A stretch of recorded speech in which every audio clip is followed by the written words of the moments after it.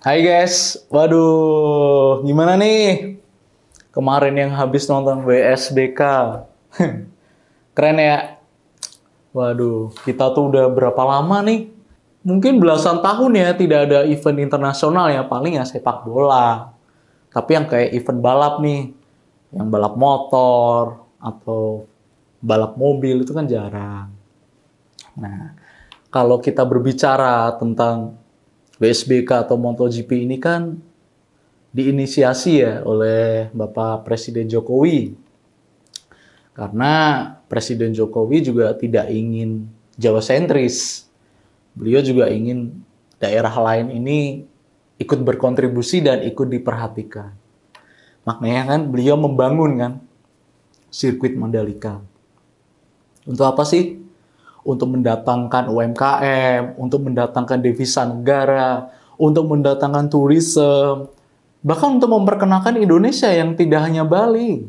Indonesia tuh banyak, ada Danau Toba, Candi Borobudur, Prambanan, dan kemudian pantai di Kuta Mandalika, kemudian di Labuan Bajo. Masih banyak kok wisata-wisata Indonesia. Nah, apa sih yang mau gue bicarain kali ini? Perbedaan antara MotoGP, WSBK di era Pak Jokowi dengan Formula E era Anies. Impact-nya apa sih untuk masyarakat Indonesia? Yang lebih utama adalah UMKM. Kita bahas yuk di Oppo Wiki. Opini politik terkini. Stay tune.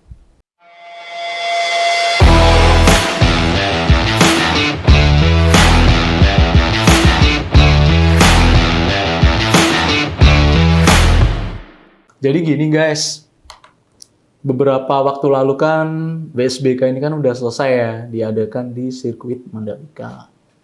Ya pasti teman-teman juga tahu dong pembalapnya siapa aja sih. Toprak, kemudian John Rea, ya dan lain-lain.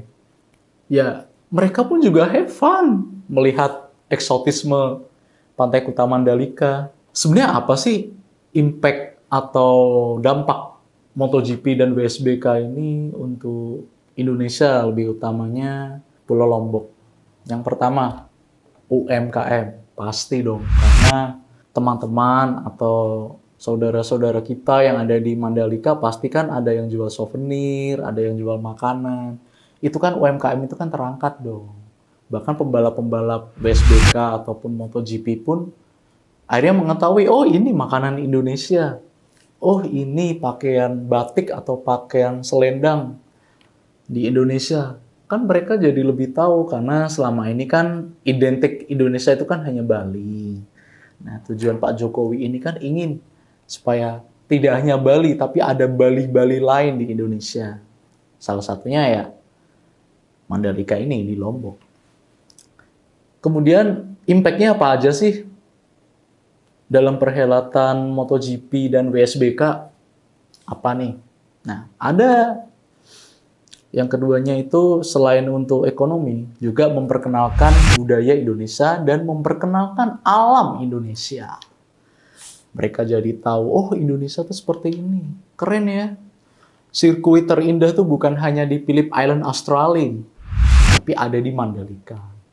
Sirkuit itu bukan hanya di Donington Park, tapi ada di Mandalika juga. Keren kan? Karena dulu sebagaimana yang kita tahu kan, Asia Tenggara itu kan yang sering mengeluarkan event internasional itu kan pasti kalau tidak Singapura, ya Malaysia untuk kawasan Asia Tenggara. Dan baru-baru ini kan ada Thailand dan Indonesia. Tapi kalau Indonesia ini kan gila, sirkuitnya pinggir pantai, alam. Presiden Jokowi itu tidak hanya ingin Indonesia itu dikenal atau dibanggakan di dunia luar sebenarnya. Tapi beliau ingin mengenalkan apa sih yang dipunyai Indonesia? Apa sih sumber daya yang Indonesia punya? Sehingga negara-negara lain, seperti halnya di negara Eropa, Amerika, benua Australia, itu datang ke Indonesia. Bukan hanya wisata, tapi investment. Kemudian kita mengembangkan untuk era globalisasi ini, era digital. Mereka semakin tahu, oh ini Indonesia ya, tidak hanya Bali. Nah, Yang mau gue bedain apa? Ya ini Formula E. Formula E di era kala itu ya, Gubernur Anies Baswedan. Beliau ini kan membuat sirkuit di Ancol. Ya kan? Udah jadi. Impact-nya apa sih untuk UMKM? Ayo, teman-teman ada yang bisa nembak nggak? Nothing kan? Impact-nya apa untuk UMKM? Sekarang gini, harusnya Bapak Anies itu waktu itu berpikir gini, Jakarta ini kan tidak punya wisata alam, ya kan? Paling yang Kepulauan Seribu. Tapi kalau Formula E diadakan di Kepulauan Seribu kan nggak mungkin dong. Ya, kita kan menjualnya kota. Jakarta itu kan kota ya, kota bisnis, kota jasa. Kita jualnya kota. Harusnya, kalau waktu itu Pak Anies ingin berbiaya yang masih terjangkau, masih biaya terjangkau ya, buat aja lah sirkuit di kawasan SCBD. Kemudian Sudirman atau Senayan. Keren loh sebenarnya. Karena apa? Beberapa sirkuit di dunia ya, di dunia untuk Formula One, karena Formula E ini kan pasti juga 11-12 dengan Formula One. Itu ada sirkuit di Singapura ya, di Marina Bay. Itu mereka kalau tiap hari walk days itu jalanan biasa. Ya mobil lewat, bus lewat, motor juga lewat. Tapi ketika ada event Formula One, itu dijadikan sirkuit. Dan itu adalah salah satu sirkuit balap malam di Asia Tenggara. Keren loh. Padahal Singapura itu negara kecil loh. Tapi bisa kok membuat itu. Nah, harusnya waktu itu ya, Pak Anies tuh belajar dari itu.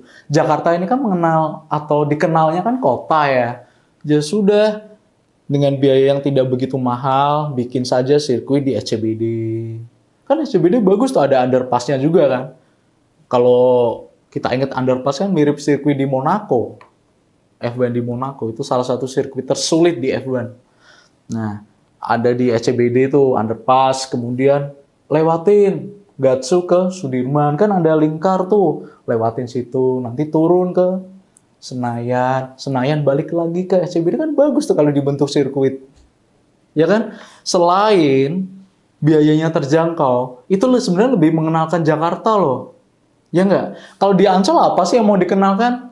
Paling ya rumah-rumah elit doang kan. Nah, aksesnya yang ada di sirkuit itu kan kadang agak susah.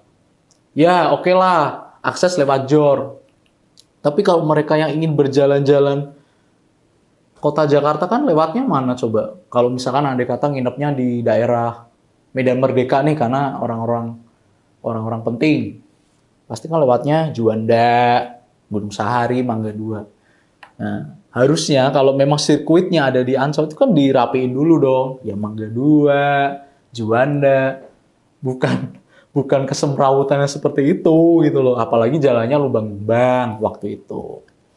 Nah, kalau sebenarnya yang tadi gue katain, enakan tuh kita memoles aspal.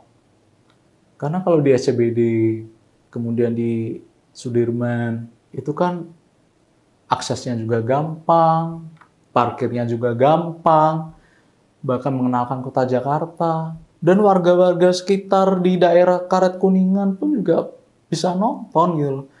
Ya kalau di Ancol, apa coba? Ya kan? Terus nih, untuk yang terakhir, perbedaan antara WSBK MotoGP era Pak Jokowi dengan Formula E era Anies. Kalian lihat nggak? Yang menonton WSBK MotoGP, harusnya kan orang-orang luar negeri ya. Nah, itu yang nonton WSBK dan MotoGP itu ya orang-orang luar negeri. Ada orang luar, ada turis, kemudian ada WNI juga. Banyak kok orang-orang vlogger. Dan itu ramai. Bahkan Dorna yang merupakan presiden MotoGP pun juga mengapresiasi atau memberikan salut kepada Indonesia. Karena salah satu negara atau sirkuit terindah setelah Phillip Island, Australia. Itu impact-nya. Nah, kalau untuk Formula E, yang nonton ya, kemarin kita lihat kan, orang-orang partai, orang-orang penting lah di lingkarannya Anies. Ini sebenarnya kan kayak event paksaan. Beda dengan event MotoGP WSBK di Mandalika yang mempunyai planning jauh dari itu. Bahkan Pak Jokowi sudah melakukan pembangunan Mandalika tuh udah bertahun-tahun lamanya gitu. Ketika periode pertama. Nah, kalau Anies ini kan beberapa bulan. Jadi kurang efisien gitu loh untuk suatu perhelatan, terutama event MotoGP. Nah, untuk konklusinya guys, bukan gue membanggakan Singapura karena gue pakai kaos Hard Rock ya, bukan. Nah, kita belajar lah, terutama untuk nantinya nih Formula E ini kan di tangan Pak Heru ya. Coba Pak Heru daripada kita berbalap di Ancol, mendingan di sekitar SCBD, Semanggi, Senayan. Itu kan bagus tuh kalau buat sirkuit. Apalagi SCBD kan bagus tuh landscape-nya. Tinggal rapiin aspal aja itu kan biayanya juga lebih murah dan nggak terlalu mahal ketimbang kita membuat lagi di Ancol. Belum lagi nanti kontraknya dengan beberapa elemen di wilayah situ berapa kan lebih mahal. Nah, enakan di SCBD kan. Selain mengenalkan kota Jakarta, yang keduanya aksesnya juga lebih mudah. Yang ketiga, Jakarta ini kan seperti slogannya kota kolaborasi kan. Nah, itu lebih dikenal. Oh, Jakarta is the big city. Nah, Jakarta nanti kan digadang-gadang oleh Pak Jokowi ini kan seperti halnya New York. Karena ibu kota nanti kan berada di IKN Nusantara. Seperti itu. Oke? Untuk teman-teman nih yang nantinya mungkin ada kesempatan untuk nonton MotoGP karena WSB kan udah. Untuk yang punya kesempatan MotoGP, tonton aja lah. Kapan lagi sih Indonesia menjadi tuan rumah? Nah, karena dulu kan jarang nih. Oke, next time kita bahas lagi yuk. Obrolan-obrolan yang ya lebih ringan, politik, kemudian kemajuan negara, bareng gue Tiko Saputra di Oppo Iki. Opini politik terkini. See you!